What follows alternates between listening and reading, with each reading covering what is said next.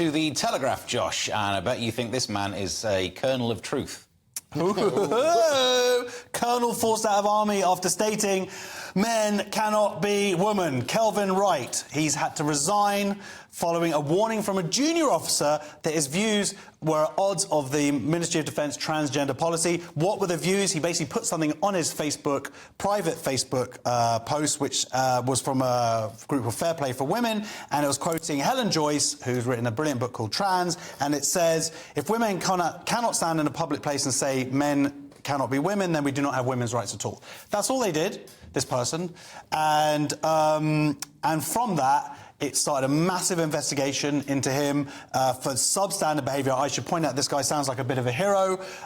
He's done 2 tours in Afghanistan and flying on choppers, and he's a commanding officer of reserve, 14 years, unblemished service, and all sort of come crashing down because of the statement that men cannot be women. I'm not in the army, so you can't get me, so I'll say it. Men cannot be women. I'm sorry that's hard for people to hear, but that's just a fact. Let's move on from that, and let's not get these people losing their jobs, and certainly when they're very good at it. Lewis, why was he posting on a private Facebook page when he's a colonel?